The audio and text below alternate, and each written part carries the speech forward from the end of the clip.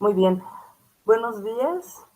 Nuevamente, bienvenidos a todos y todas las personas que en este momento en vivo o posteriormente se unen con nosotros a los seminarios que hemos organizado desde el Servicio Social de Evaluación de estilos de vida y su relación con los cronotipos y hábitos de sueño. Y entonces, en esta ocasión, el estudiante José Ismael López García, que es pasante de promoción de la salud, nos presentará sus actividades dentro del servicio social que se lleva a cabo en el CETECNA. Entonces, sin más preámbulo, le doy la palabra a Ismael y, por supuesto, esperamos que todos y todas puedan ir anotando sus participaciones para después. Muchísimas gracias. Buenos días a todos, les agradezco mucho por estar aquí presentes, gracias a la doctora Mari Durán por la oportunidad en este día. Voy a hacer una presentación, voy a iniciar la presentación en la pantalla, me pueden avisar si se puede ver, por favor, si son tan amables.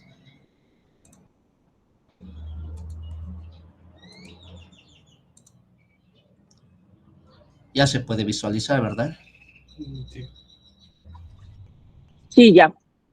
Ok, muchísimas gracias. Bueno, mi nombre es José Ismael López García, como comentaba la doctora Mari Durán, pasante de la licenciatura en promoción de la salud. Actualmente estoy en el servicio social con nombre Evaluación de la relación entre patrones de sueño, estilos de vida y aprendizaje en estudiantes de educación superior. Antes de iniciar, yo quisiera compartirles como una breve introducción cómo llego al servicio social. Aparte, independiente de las actividades que realizo académicas, estoy realizando otras actividades externas en estas cuestiones, por ejemplo, de la música. Y no solamente soy yo, sino también se incluye a dos hermanos que tengo que estamos dedicándonos a este ámbito. En este ámbito lo que nos conlleva es que trabajamos no solamente durante el día, sino también en horarios nocturnos. Ya vamos durmiendo aproximadamente como las 2 o las 3 de la mañana y llegamos a lo mejor como a las 6 de la mañana, si es que nos toca en un horario en un lugar muy lejano. Y me empecé a preocupar y dije, ¿qué pasa? ¿Qué está sucediendo con nuestro organismo? ¿Cómo nos afecta el hecho de que no podamos dormir? Y más por mi familia. En este caso también hay gente, amigos, colegas que también sucede con ellos hay este percance, vaya. Entonces empezó mi incógnita acerca del sueño, acerca de qué pasa, qué ocurre si no duermo mis horas, cómo repercute en mi salud. Entonces me adentré al CIRAS y empecé a leer los servicios sociales, tanto externos como internos, y fue aquí donde empecé a leer acerca de ese servicio social. Entonces me empezó a llamar muchísimo la atención porque empezaba a hablar de patrones de sueño, de estilos de vida, que es un término muy común que más adelante les voy a comentar a qué se refiere ese término. Principalmente en estudiantes de educación superior, porque por ahí leí un artículo igual que se refiere a estudiantes de medicina, qué pasa con ellos cuando estudian a las altas horas de la noche y qué ocurre con todas esas situaciones. Por esa razón llego a este servicio social, por esa duda que tenía yo acerca del sueño y preocupado para poder auxiliar a las personas que me rodean. Y una de las principales actividades que empecé a realizar y con el asesoramiento de la doctora Mari Durán es investigar acerca de algunos conceptos principales que es necesario conocer para hablar acerca del sueño y de los ritmos circadianos. Uno de los principales conceptos que empecé a trabajar es la salud. Hoy en día, si nosotros preguntamos a las personas o académicos o relacionados a profesionales a la salud, nos pueden dar distintos conceptos acerca de lo que se refiere a la salud. Algunos podemos mencionar que es alimentarse bien, hacer ejercicio, o inclusive dormir bien o no presentar alguna enfermedad. Entonces, yo quise compartirles estos conceptos que vienen aquí en la diapositiva que se me hicieron muy interesantes y me gustaría que pues también lo pudiéramos analizar.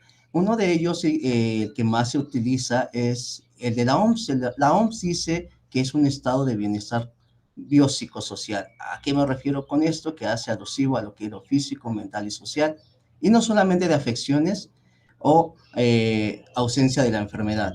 Pero para los años 70 aparece un personaje que se llama Milton Sigeris, que dice, voy a hacer un cambio en este concepto, voy a quitar el término completo, como que no me convence el término completo. Entonces decide dejar ese concepto como estado de bienestar biopsicosocial con capacidad de funcionamiento y no solamente la ausencia de la enfermedad.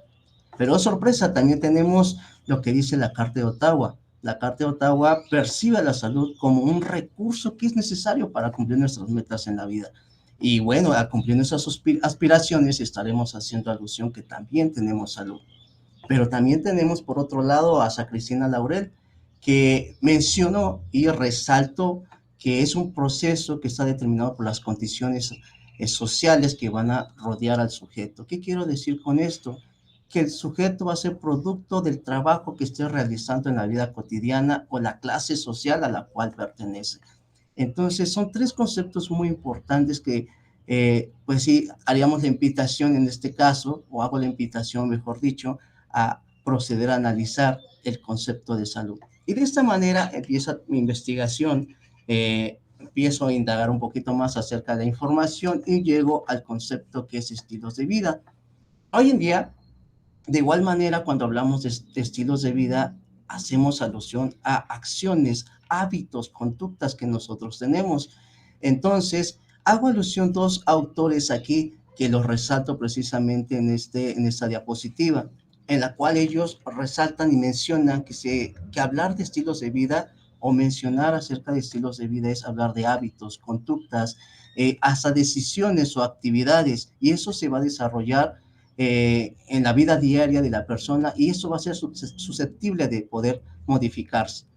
Otra autora menciona que se va a referir a prácticas sociales y esas prácticas sociales van a ser expresadas a lo que se refiere a la conducta, hábitos para satisfacer sus necesidades y alcanzar la bienestar en la vida. Entonces, estos son conceptos muy importantes que podemos ir analizando y podemos compartir durante nuestra estancia en nuestra vida. Y de esta manera yo llego a lo que se refiere al ritmo circadiano.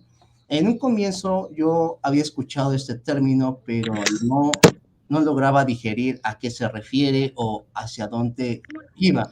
Entonces, al ir analizando, algunos artículos menciona que se puede encontrar con el nombre de ciclo circadiano o ritmo circadiano, y eso se trata de un ritmo biológico que va a regular las funciones del cuerpo mediante la secreción de hormonas y va a manejar un sistema de 24 horas y esto va a influir en nuestra presión arterial, en la actividad metabólica, también va a influir en el ciclo de sueño-vigilia.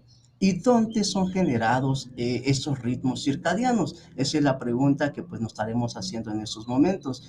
Y este ritmo circadiano se genera en un reloj biológico que se encuentra en la estructura hipotalámica, que se llama núcleo supraquiasmático y que pertenece al sistema nervioso central. Hablar de ritmo circadiano es también hablar o expresarnos o decir que se refiere a cambios periódicos y endógenos. Estos van a ser sincronizados por algo, un factor externo o factores externos que se llaman Zeitgeber.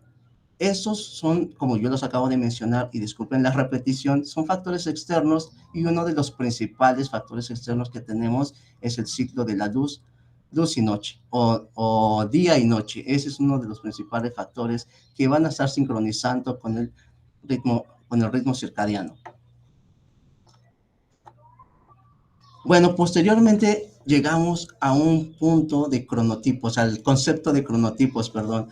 Cuando empecé a aprender, a estudiar un poquito más a fondo acerca de los cronotipos, yo empezaba a utilizarlo en la vida cotidiana desde que inicié el servicio social y lo platicaba con algunos colegas, algunos familiares y algunos compañeros externos a la universidad y me mencionaban qué es un cronotipo.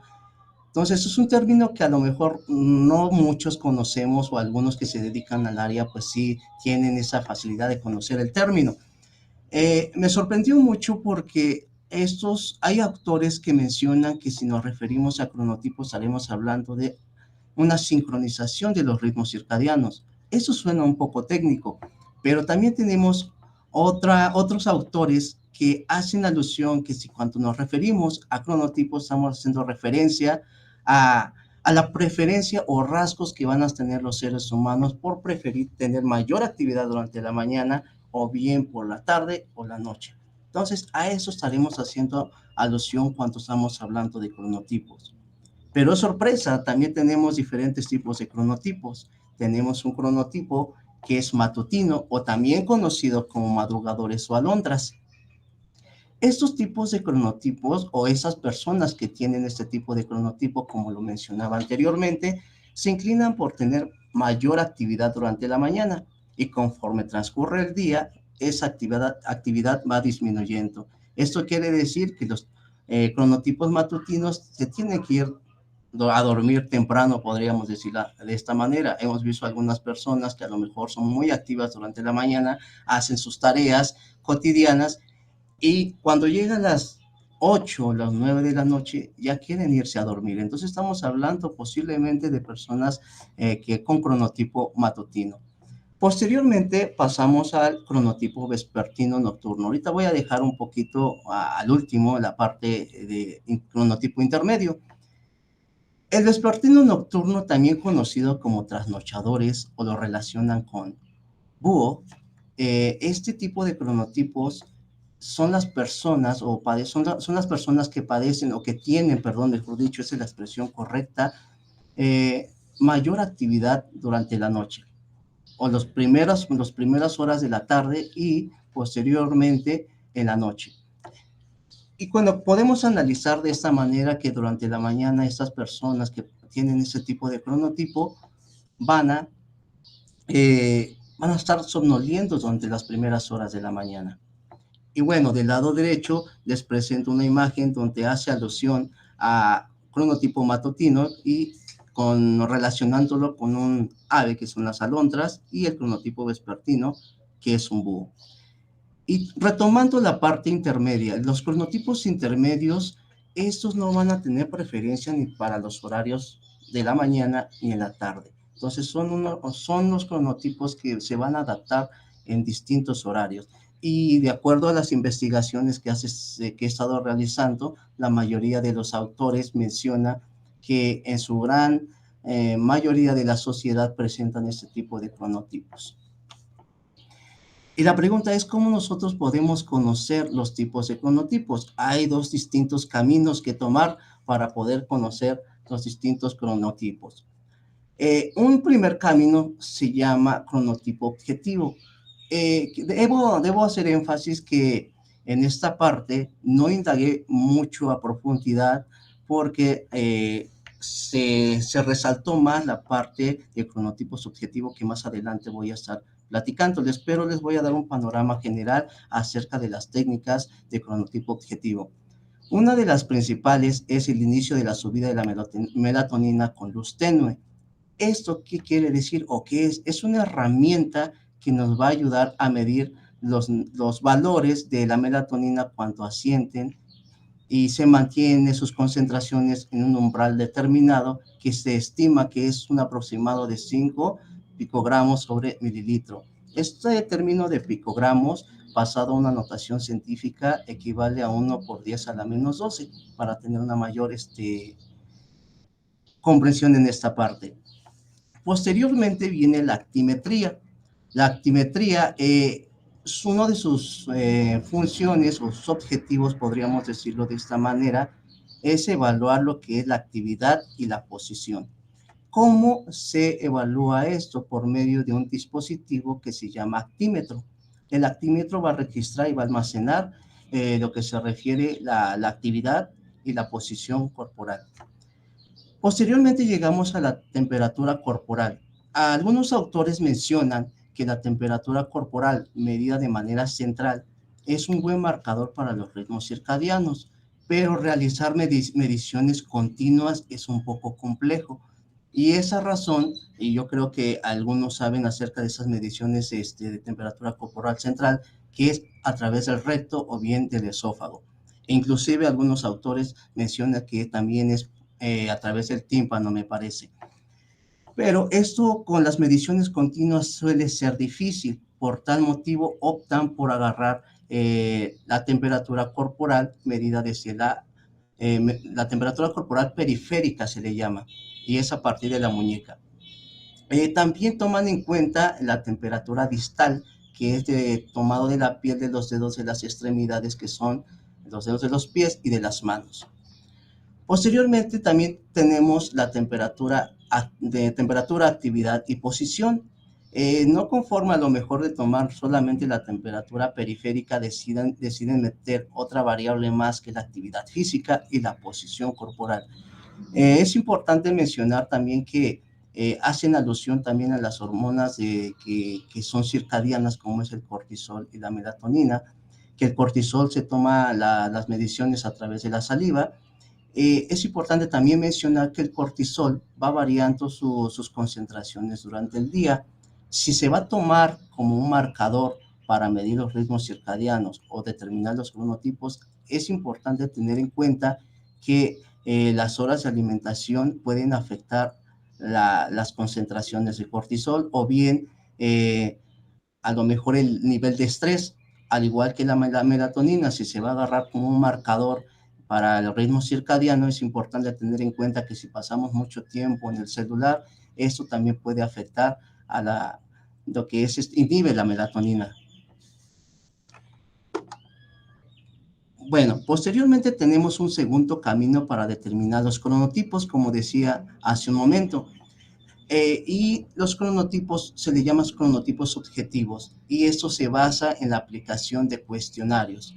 Uno de los cuestionarios que más se utilizan y que es validada es el cuestionario de matutinidad y vespertinidad de Horne-Osberg. Este cuestionario va a contar aproximadamente de 19 ítems, y cada ítem tiene un intervalo o una escala del 1 al 5, en donde el 5 es una opción más matutina, y el 1 se aproxima a opciones más vespertinas, y el 3 es una opción intermedia, como lo podemos ver en la imagen del lado derecho.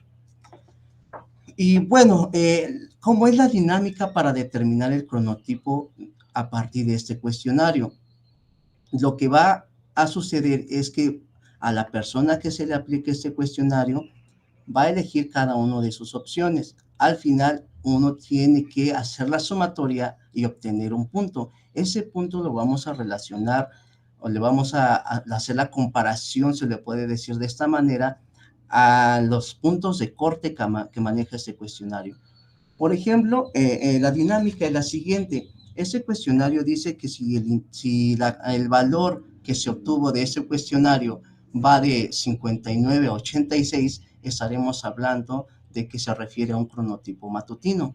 Y si va de un valor de 42 a 58, estaremos haciendo alusión que se trata de un cronotipo intermedio. Y si va de 16 a 41, se trata de un cronotipo intermedio, vespertino. Entonces, de esta manera podemos nosotros ir determinando el tipo de cronotipo de las personas por medio de este cuestionario.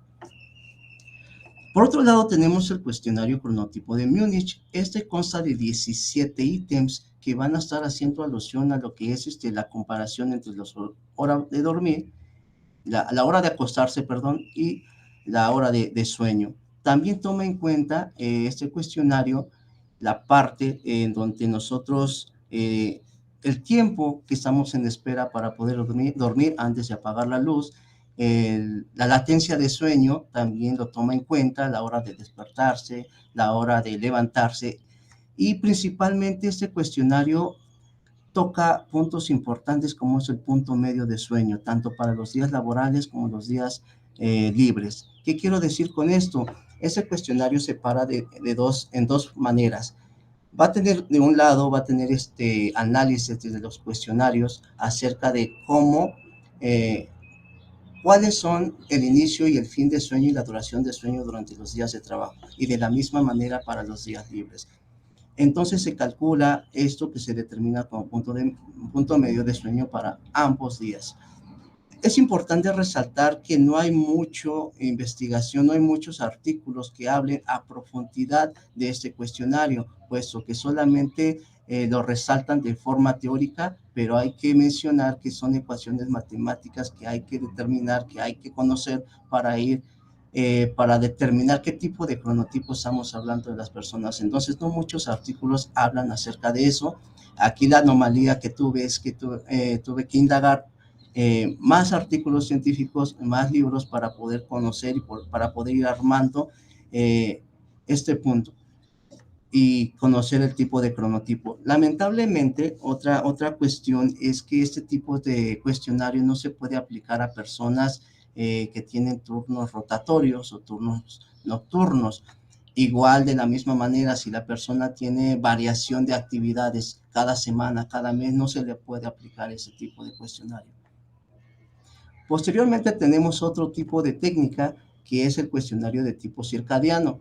Me gustaría analizar un poquito más este cuestionario, pero hubo una deficiencia en una de las cosas que encontré en uno de los artículos, en donde decía que este tipo de cuestionarios en su forma de medición no es muy adecuada, es deficiente. Y otro autor mencionaba que la correlación de este cuestionario para medir la matutinidad, vespertinidad y determinar el cronotipo, dice que tiene muy baja correlación con respecto a los otros, entonces no es muy utilizado, solamente lo menciono para que se tome en cuenta si el día de mañana alguno de los presentes quisiera determinar cronotipo, no es muy adecuado usar este tipo de cuestionarios. Por esta razón deciden como complementarlo, podríamos decirlo de esta manera, con la escala compuesta de matutinidad. Esta escala compuesta de matutinidad va a presentar 13 ítems y va a estar resaltando en los horarios de sueño, va a estar resaltando los horarios al despertar y el horario de preferencia que tienen las personas para realizar actividades. Igual maneja unos puntos de corte, la misma dinámica que hemos venido mencionando, que se tiene que sumar todos los ítems o todas las respuestas de acuerdo a lo que haya elegido la persona que se le está aplicando y relacionar todo esa puntuación que se da de la sumatoria, relacionarlo con los puntos de corte. Los puntos de corte son los siguientes que maneja este cuestionario. Mayores a 44, o sea, puntos que se encuentran por arriba de 44, significa que son cronotipos matutinos. Y los que se encuentran por debajo de 22, todos los valores que estén debajo de 22, estaremos diciendo que se refiere a cronotipos vespertinos. Y en un intervalo cerrado de 22 a 44, estaremos diciendo que se trata de cronotipo intermedio. Otra de las técnicas para determinar cronotipo es la escala de preferencia. La escala de preferencia maneja 14 ítems y que hace alusión va a estar haciendo como resaltando esa parte en la cual el sujeto va a tener preferencia por realizar diferentes actividades con respecto a un grupo de referencia. Por ejemplo, una de las preguntas que maneja es que cuánto tiempo puede dormir o a lo mejor las horas que consigan el sueño, entonces la respuesta va a estar determinada de que si duerme más que la mayoría, duerme un poco más, duerme un poco menos, etcétera. Y de esta manera se va a ir determinando también la puntuación con sus puntos de corte, que son arriba de 43, va a implicar o se va a determinar que es un cronotipo matutino. Por debajo de los valores de 26 se determina que es un cronotipo vespertino, y los valores de 26 a 43 en intervalos cerrados estaría haciendo mención que se trata de un cronotipo intermedio. Y bueno, después de hablar de las técnicas de que determinan los cronotipos, también hay complicaciones si nosotros no podemos, no manejamos bien nuestro ritmo circadiano o respetamos nuestros cronotipos. Y una de las complicaciones es la cronodisrupción. Si nosotros hablamos de cronodisrupción, estaremos haciendo alusión a la interrupción circadiana o que nuestro reloj biológico no está alineado con las actividades de día a día. ¿Y cuáles son los factores que van a afectar la cronodisrupción? Pero uno de los factores va a ser que se ingiere bebidas alcohólicas, existen alteraciones genéticas, a lo mejor que cambiamos nuestros calendarios de actividades, realizamos viajes transmeridionales. Yo le comentaba a alguno de los colegas que si uno viaja de la Ciudad de México a Francia, por ejemplo, que son otros usos horarios, eso puede afectar y puede detonar la cronodisrupción. También el ejercicio físico no se recomienda hacer una hora antes de dormir el ejercicio, porque eso también puede detonar la cronodisrupción, la fatiga, la situación emocional ni se diga. Entonces, los horarios inusuales de alimentación y lo que comúnmente vemos día a día, por ejemplo, que no falta a lo mejor la persona que veamos con el celular en la mano a altas horas de la noche, estamos chateando, estamos viendo un video, estamos en redes sociales. Entonces, esto nos puede afectar muchísimo y va a detonar la cronodisrupción, como les comentaba anteriormente. Y bueno, aquí la pregunta es si tenemos cronodisrupción, ¿cómo afecta a nuestra salud o qué repercusiones hay? Entonces, seguimos a la siguiente diapositiva en la cual vamos a resaltar cuáles son las complicaciones en la salud que provoca esto. Uno de los principales son las relaciones con el síndrome metabólico, y lo hacemos alusión con la hipertensión arterial. Esto nos puede ocurrir si padecemos cronodisrupción, en lo que se refiere a la diabetes mellitus tipo 2, las afecciones intestinales, el cáncer también, el trastorno de estado anímico también es importante en esta parte mencionarlo, y el deterioro cognitivo.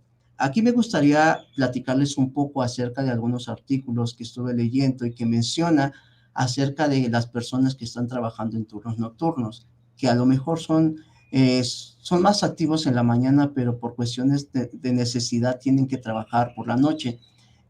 Mencionaba uno de los artículos que tienen complicaciones a lo mejor para retener información o aprender alguna actividad que estén realizando en su hora laboral. Otras situaciones que mencionaban acerca de los estudiantes de medicina que están estudiando por horas prolongadas, entonces a lo mejor tienden algunas personas a estudiar a las 2 de la mañana, 1 de la mañana, que es increíble a lo mejor mencionarlo, pero existe mucho de esas actividades y esto nos puede afectar en el momento de aprender cosas nuevas o retener información. Y eso es muy importante mencionarlo como estudiantes que somos colegas y a los que están aprendiendo nuevas cosas, nuevas informaciones.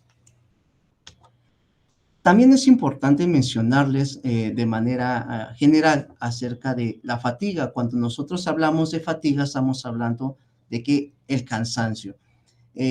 También podemos hacer alusión cuando las personas sienten la necesidad de ir a descansar, cuando no tienen la energía suficiente para poder realizar sus actividades. ¿Y cómo podemos conocer los niveles de fatiga que tenemos? A través de esos cuestionarios que les presento en esta diapositiva, que uno de ellos es la escala de severidad de Krupp. Ese cuestionario, como lo podemos visualizarlo del lado derecho, maneja 9 reactivos con 7 posibles respuestas.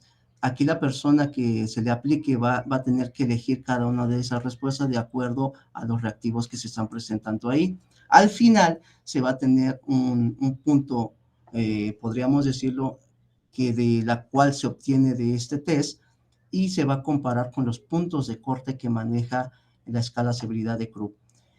Por ejemplo, uno de los puntos de corte que tiene es que menciona que si los valores que se obtienen de ese test se encuentran por arriba de 36, estaremos haciendo mención de que tiene fatiga severa y pues, es una alerta que hay que tomar en cuenta.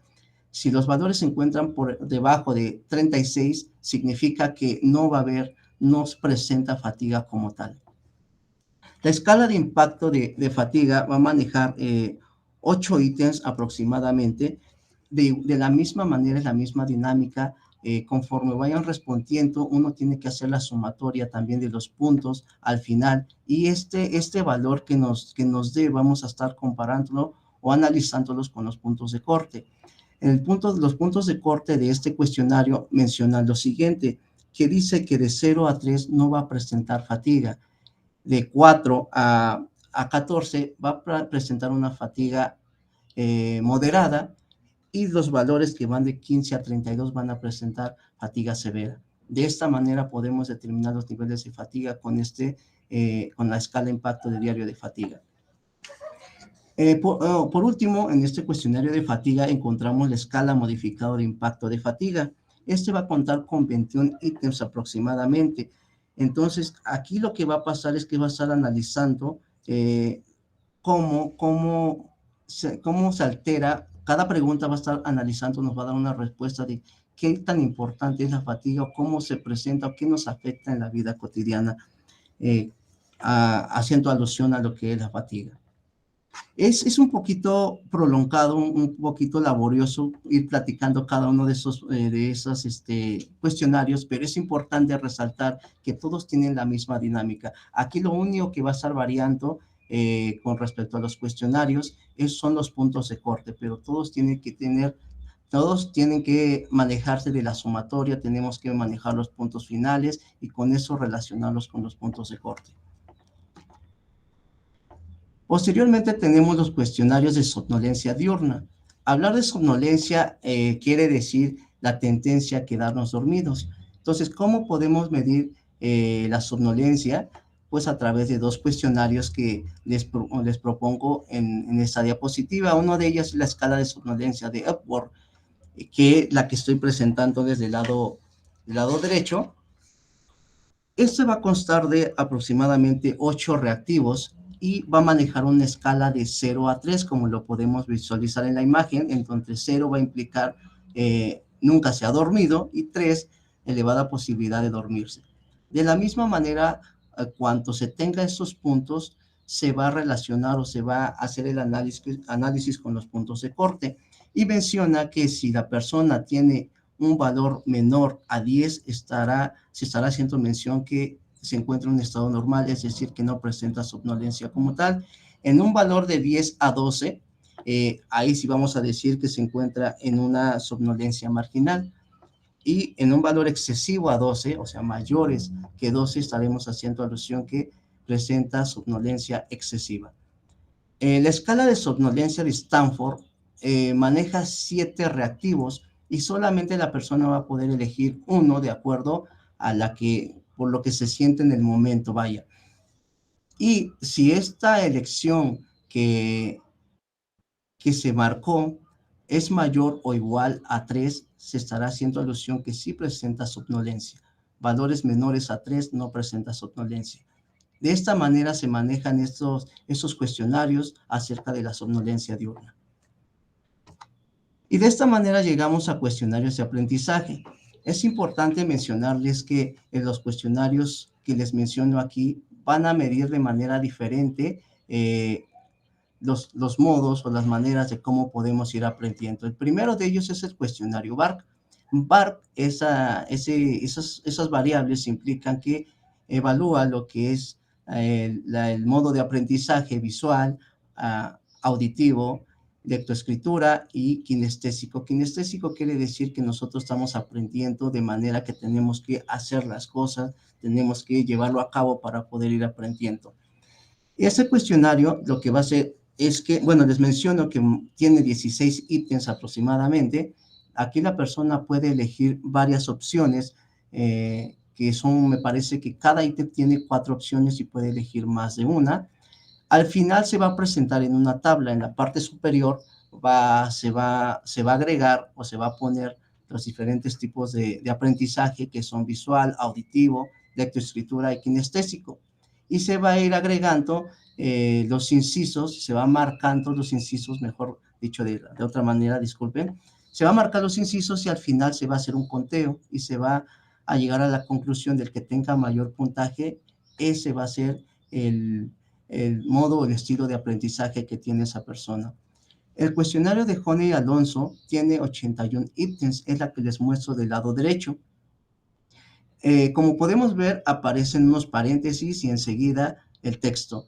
Ahí la persona que realice este cuestionario va a agregar un signo positivo en los paréntesis si está de acuerdo con la oración que se está planteando, o un signo menos si no está de acuerdo o en desacuerdo con la oración que se plantea.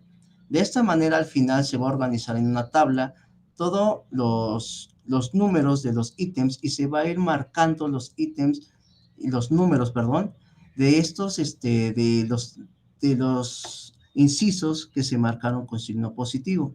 Y la misma dinámica que en el cuestionario VAR, se va a hacer un conteo para saber cuál fue el estilo de aprendizaje que maneja esa persona. Esos cuestionarios se aplicaron a estudiantes de semestre de integración y resultó en algunos resultados, bueno, se arrojó resultados que son de estilo visual, algunos son auditivos y en alguna otra forma los kinestésicos. Los lectoescritura aparecieron muy poco, igual a los estudiantes de nutrición y salud aparecieron más visuales, auditivos y kinestésicos. De la misma manera, aplicando el cuestionario de Juan y Alonso, aparece los estilos de aprendizaje, se me olvidó mencionarles que es el reflexivo, el activo, el teórico y el pragmático. Pragmático quiere decir que aprende por medio de la práctica. Y de esta manera, y por último, les menciono el cuestionario de higiene de sueño. Este cuestionario lo que hace es agarrar todo un análisis de todas las preguntas que vienen planteadas y cada uno va analizando distintos componentes. Esos componentes van a ser 7. Esos van a ser calidad de sueño, latencia de sueño, duración del sueño, eficiencia de sueño vital y perturbaciones del sueño. Si se usa alguna medicación, también se toma en cuenta aquí, y la disfunción diurna. En esta parte, cada uno de los componentes va a tener un método de cómo se puede resolver. Es un poquito tardado ir diseñándolo, pero el mismo cuestionario va dando las indicaciones precisas de cómo se tiene que ir dando solución y para poder llegar al índice de calidad de Pittsburgh, que es el más importante, que dice que mientras más alto sea el punto, que es el aproximadamente 25, estaremos hablando que se presenta severas dificultades en esas cuestiones de higiene de sueño. Bueno, para mayor profundidad, les comparto aquí las fuentes consultadas, que es importante tomarlos en cuenta si se quiere indagar más acerca de esos cuestionarios, acerca de los cronotipos y acerca de los ritmos circadianos. Y eso sería todo, les agradezco mucho.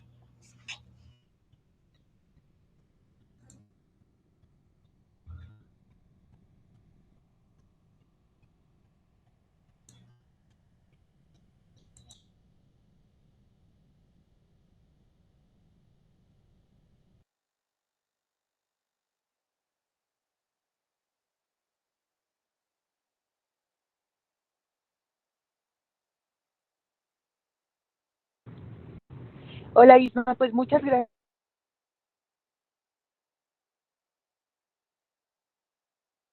por la presentación que nos acabas de hacer. Mira, me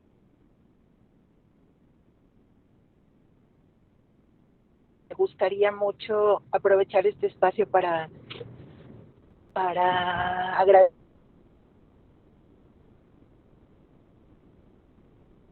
también a los profesores que nos acompañan, a los estudiantes que nos acompañan de la licencia, sobre la importancia que tiene el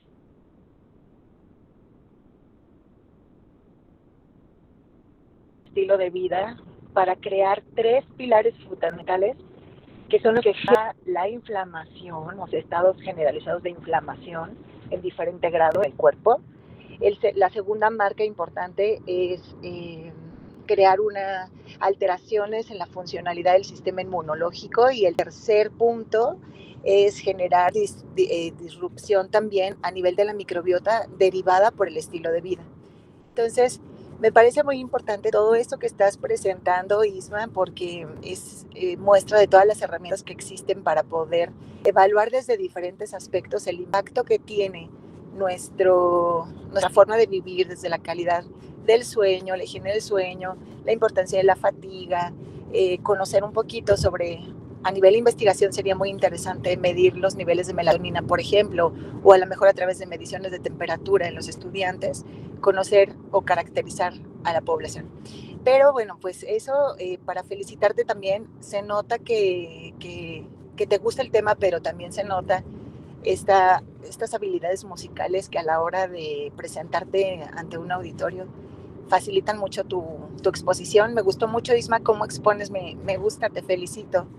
Me parece que has hecho un gran trabajo y me gustaría darle la voz a algunos compañeros que nos acompañan aquí de la Academia de Nutrición y Salud para hacer algunas preguntas, comentarios, y también estudiantes que nos están acompañando. Si quisieran hacer alguna pregunta o algún comentario, por favor, el micrófono está abierto. Bueno, gracias. ¿Se me escucha? Ahora sí se me escucha. Es que ya ven que mi micrófono sí. es intermitente. Bueno, yo quiero felicitar a Isma porque ha trabajado mucho, ¿no? Se ha involucrado muy bien en el proyecto, y quiero comentarles también que los dos chicos, Isma sobre todo, pero también Luis, han aplicado varios de estos cuestionarios, ¿no? Como ya les decía, con estudiantes tanto de nutrición como de promoción de la salud. La idea también era, pues, comprender cuáles son las diferencias entre las distintas herramientas que se tiene para hacer estas mediciones, y que pudiéramos escoger la mejor para nuestras necesidades de investigación, porque como bien lo comenta, se utilizan distintas medidas, distintas escalas, y se pone énfasis de repente en algunos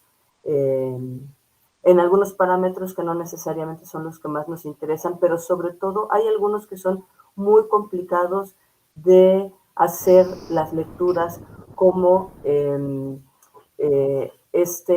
cuestionario de matutinidad de Múnich, ¿no? Entonces el de Múnich termina siendo muy complicado, y bueno, aunque da una información muy interesante, muy precisa, y que seguramente si estuviéramos trabajando con personas que tienen patrones de sueño alterados y que ya los tenemos, digamos, bien diagnosticados, seguramente sería el que necesitaríamos utilizar, pero tiene sus limitaciones. Por otro lado, nos falta todavía trabajar con hábitos alimentarios y actividad físicas, que son muy importantes para poder completar un panorama de los estilos de vida. Y yo quiero resaltar el esfuerzo que se hace para que, digamos, en términos conceptuales que ha hecho Ismael para comprender todo esto y mirarlo desde la especificidad del trabajo posible del promotor de la salud. Entonces, pues yo quiero felicitarlo, creo que se ha involucrado de una manera muy comprometida con el proyecto, y sobre los cuestionarios de aprendizaje, me parece que también es importante señalar que, pues, se ha documentado mucho en términos de estudiantes de medicina, y entonces como que los estudiantes de medicina, que de alguna manera siempre han sido como los, digamos, estudiantes a los que se ha explotado mucho por los planes de estudio, por las necesidades, porque cuando pasan a hacer RU, a estar en la residencia o estar en los hospitales, bueno, entonces tienen estos ritmos tan largos, y entonces se busca mucho no solamente el tema de los cronotipos, sino también de los estilos de aprendizaje.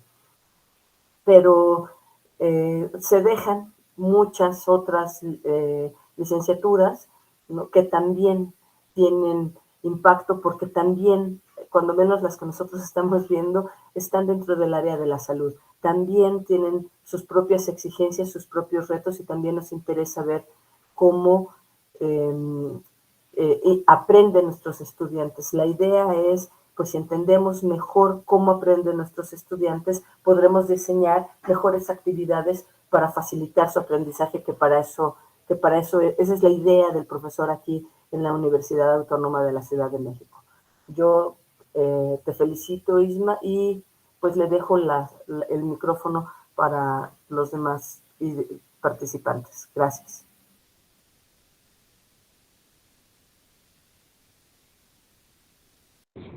No sé si el profesor Pedro, la profesora Nelly, alguno de los estudiantes que está aquí acompañando a su compañero Ismael quisiera expresar alguna impresión sobre las actividades realizadas en su servicio social o incluso alguna propuesta.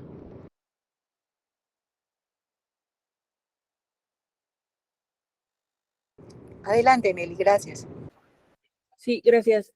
Pues nada, primero sí felicitar a Ismael. La verdad es que fue una presentación como muy fluida y que se nota que el estudiante tiene, o sea, que le apasiona el tema y que le gusta y que sabe sobre él, ¿no? Entonces fue como, nos fue llevando de la mano acerca de este tema que a lo mejor no es tan conocido para todos nosotros, que no nos dedicamos a este tipo de investigación. Entonces, eso ayudó mucho para poder comprender el tema como tal, pero también la metodología que han estado recabando.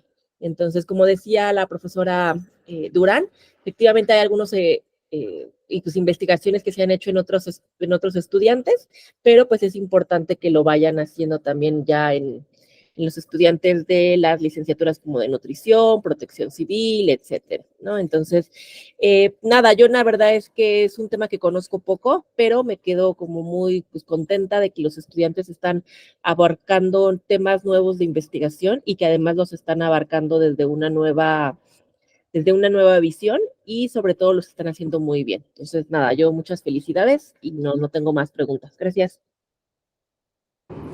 Muchas gracias, Nelly, siempre por esa disposición de acompañarnos en este proceso y también que podamos invitar a otros estudiantes de la licenciatura de Nutrición y Salud y presentar sus trabajos en este espacio. Sería interesante. Osvaldo, Cintia, Karen, ¿alguno de ustedes quisiera? Ale. Hola, ¿qué tal? Buenas tardes a todos y a todas. Pues también me sumo a la felicitación a Isma. Presentó una síntesis muy adecuada y muy precisa de su investigación, de lo que ha estado realizando. Les comento que a mí me tocó ver cómo aplicaba. También eso es importante metodológicamente hablando. Cuando él estuvo aplicando pruebas a mi grupo el semestre pasado, a dos de mis grupos. Lo hizo muy bien, fue muy amable, los estudiantes además se acercaron a él después, ¿no? Como con interés, ¿no? Acerca del tema.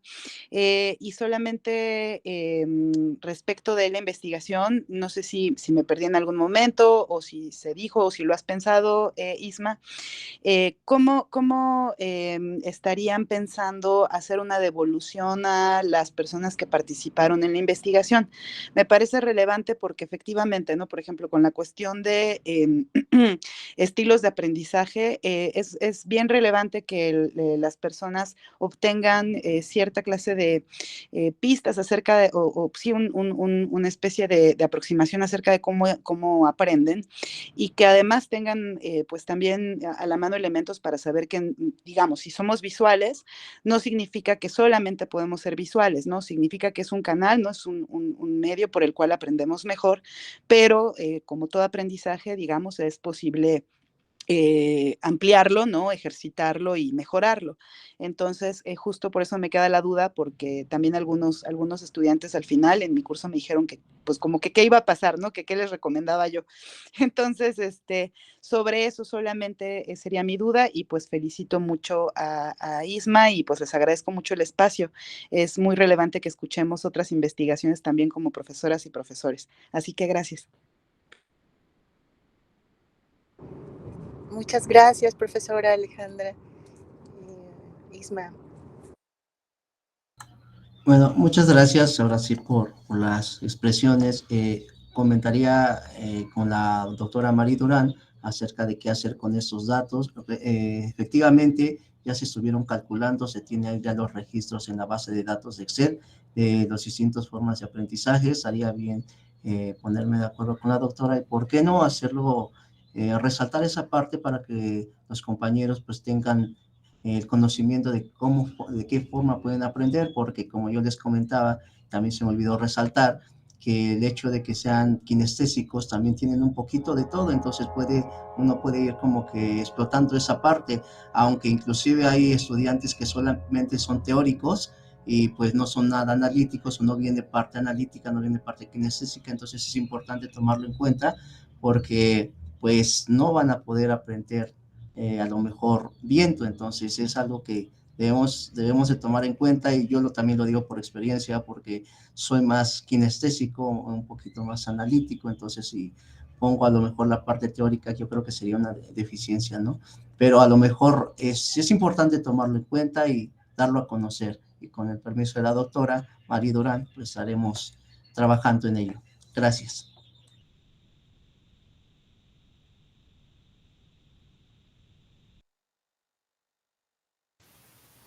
Adelante, Nelly.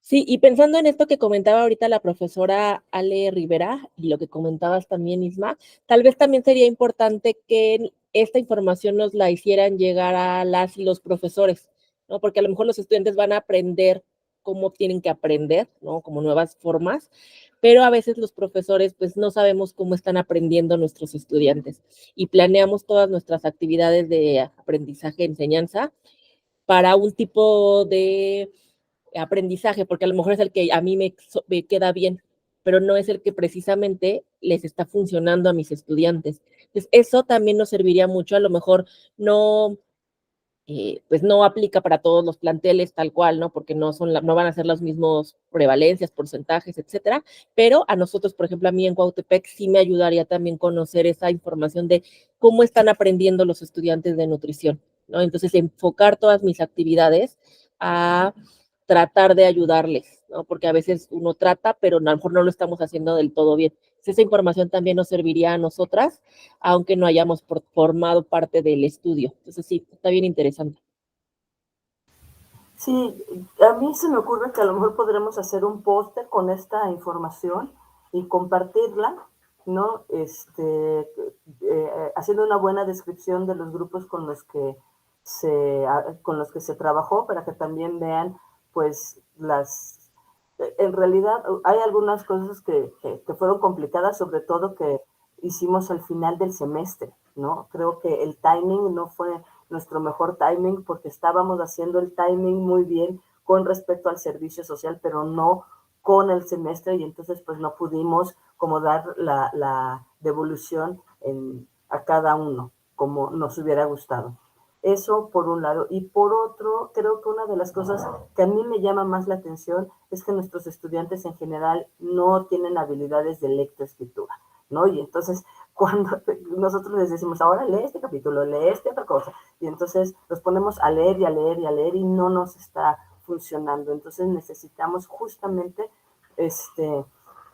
nos interesa, bueno, a mí me parece que pensando en estudiantes universitarios, siempre la idea de trabajar con los estilos de aprendizaje es importante, porque pasa a ser parte de su estilo de vida, ¿no? O sea, tienen que ir transformando cosas y tienen que ir haciendo cosas que normalmente cuando se piensa en estilos de vida no se piensa en las horas dedicadas al estudio. Y generalmente, y lo que sí hemos visto en otras investigaciones es que nuestros estudiantes tienen niveles más o menos altos de estrés académico, ¿no? Entonces el tema de lo que ocurre en la universidad sí les es muy significativo.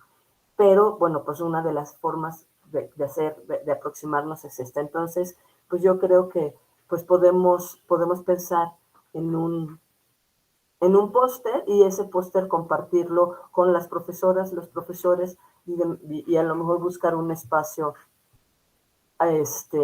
para tener presentaciones de pósters de trabajos que se están haciendo los estudiantes, no sé, un par de mamparas para que la gente los pueda ver.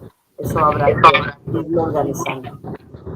Gracias. Y Osvaldo, habías levantado la mano, te damos la palabra.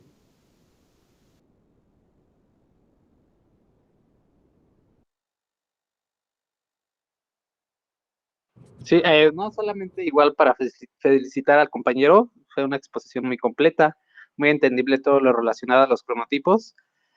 Y pues igual la idea que propone la profesora creo que sería de gran importancia para que se pueda difundir toda esta información en la comunidad, ¿no? Y poder, igual, no sé, las investigaciones que estamos haciendo igual nosotros como estudiantes, pues poder darlas a conocer, ¿no?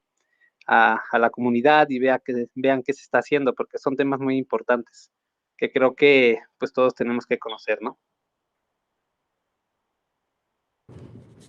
Así es, Osvaldo, muchísimas gracias por el comentario y por estar acompañándonos. Mari, no sé si con esto podemos cerrar el seminario del día de hoy, agradeciéndoles a todos su presencia, su atención y su disposición siempre para hacer un análisis y participaciones con este espacio.